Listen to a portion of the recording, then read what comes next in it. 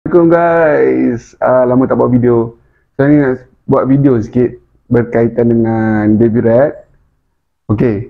Sekarang ni baby rat ada satu masalah di mana bila dia nak crank tu dia jadi lambat. So memang saya hari tu ada buka bateri untuk pergi hantar cas dan saya dapati bateri pun dah kembung. So saya rasa bateri dah sampai masanya lah. Saya beli bateri tahun 2023 bulan 12. So bateri ni usia dia lebih kurang setahun 2 bulan. Sekarang ni kita tengoklah macam mana proses nak buka bateri tu, nak pasang macam mana. Sebenarnya easy je nak buat dia. So tahun ni saya nak guna Varta DIN75. Yang ni memang boleh masuk untuk X70. Dynamic Blue. Ni dah bateri yang kita pilih untuk tahun ini. Okey. So jom kita buka bateri lama, lepas tu kita masuk bateri baru. So nak pasang bateri baru, kat sini bateri lah. So kita kena buka beberapa panel ni, kena buka. Selalunya kena buka sini lah. Bateri ni kat bawah dan ada satu skru yang kita kena buka macam tu.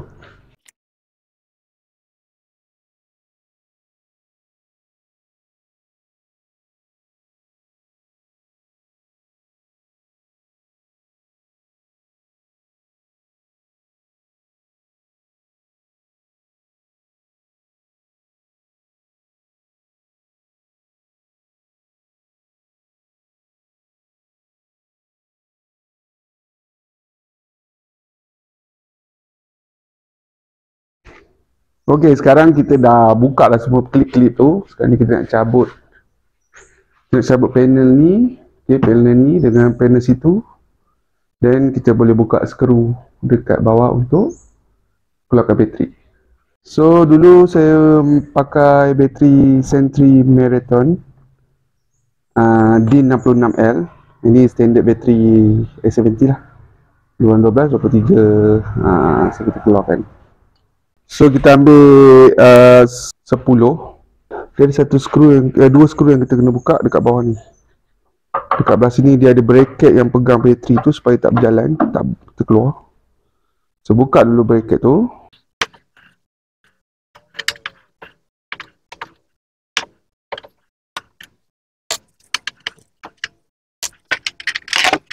So bracket ni, nampak tak? Bracket ni yang pegang bateri supaya tak gegah.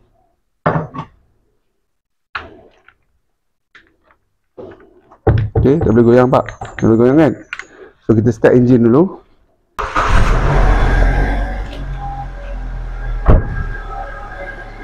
Lepas kita start engine, kita buka skru yang pegang.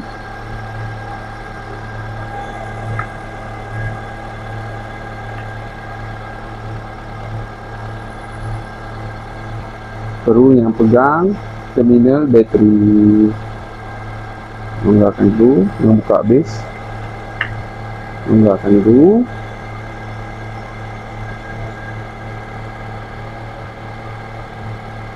So kita cabut terminal bateri. Allah.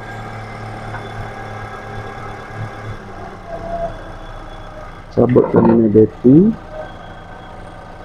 Dia ketat sikit tau kat sini. Okey. So sekarang berlaku apa? Sekarang ni apa yang berlaku, bila kita cabut bateri kereta kita ni, enjin kita tak mati, menandakan alternator kita masih dalam keadaan. Masukkan bateri ni, pastikan kepala positif masuk dan masukkan bracket dia balik. Dan ikat jangan ketat. Ketat tu pun lepas dah semua dalam posisi yang betul.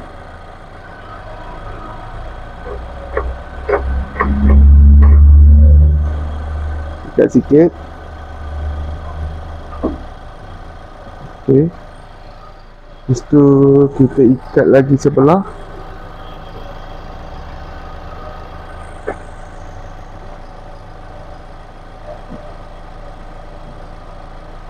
Okey. So boleh ikat terminal positif dulu.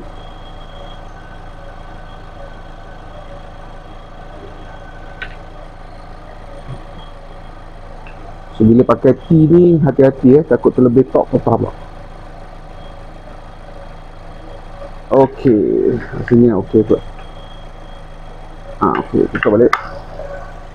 So buka cap untuk yang negatif.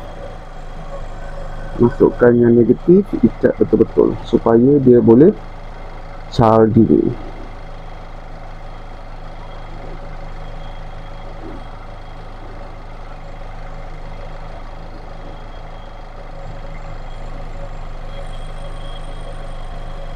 Okay, so ketatkan balik skru tapak bracket yang bawah.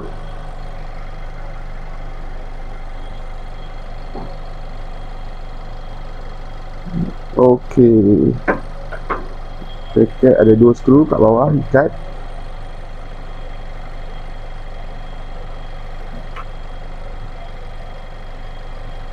Okey, siap. Macam tu je, senang saja.